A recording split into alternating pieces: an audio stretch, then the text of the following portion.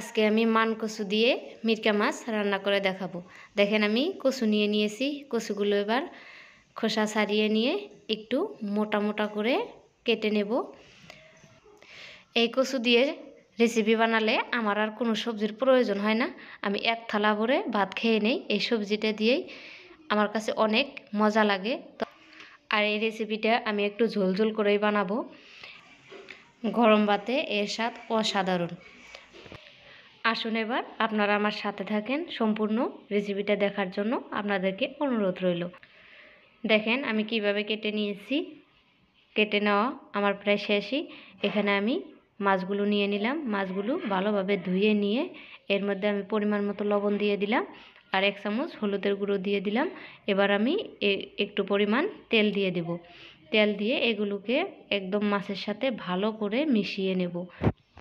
এখন আমি গ্যাসের চুলায় তাওয়া বসিয়ে দিলাম মাছগুলোকে হালকাভাবে ভেজে নেওয়ার জন্য।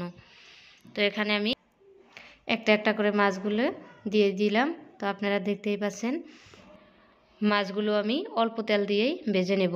আপনারা চাইলে আরও বেশি তেল দিয়ে ভেজে নিতে পারেন, কিন্তু আমি মাছগুলো অল্প তেল দিয়ে ভেজে নিয়েছি।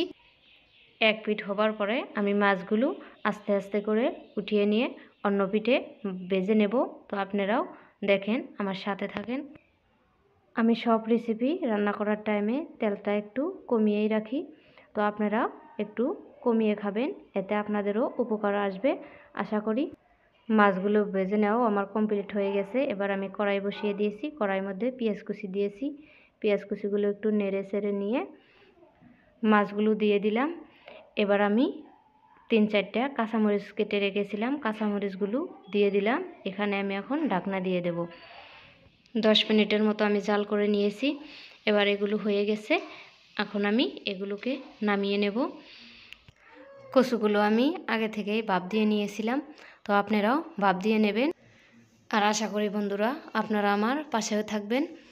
তো এখানে আমি মাছের ঝোলের মধ্যে একটা মাছ ভেঙে দিলাম।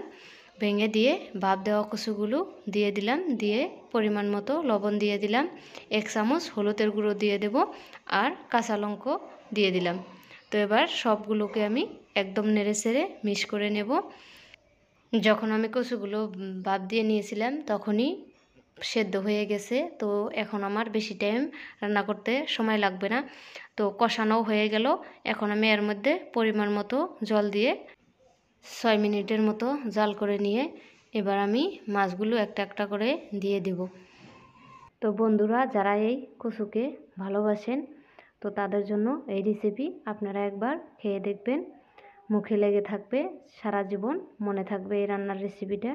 তো এবার আমি এগুলোকে নামিয়ে নেব ফোড়ন দেওয়ার জন্য। তো এখানে আমি পেঁয়াজ কুচি দিয়ে দিলাম। দিয়ে তেল দিয়ে দিব। তেল দিয়ে একটু নেড়ে চেড়ে নেব। নেড়ে চেড়ে নিয়ে একটু ব্রাউন কালার করে এখানে আমি তুলে রাখা কচুগুলো দিয়ে দেব। তো দেখেন রান্না করার কালারটাও যেরকম হয়েছে, খেতেও ওরকম ভালো লাগবে। তো এখানে আমি 1 চামচ জিরে গুঁড়ো দিয়ে দিলাম। দিয়ে একটু নেড়ে চেড়ে নেব। আমি সব রেসিপি রান্না করার জন্যে আমি একটু সিম্পলভাবেই রান্না করি। সিম্পল হলেও খেতে অনেক ভালো লাগে। রান্নাটা হয়ে গেছে। এখন আমি এগুলোকে আস্তে আস্তে নামিয়ে নেব যাতে মাছগুলো ভেঙে না যায়। তো হ্যালো বন্ধুরা, আপনারা সবাই ভালো আছেন আশা করি। তো আপনারা আমার ভিডিও লাইক, কমেন্ট, শেয়ার করতে ভুলবেন না।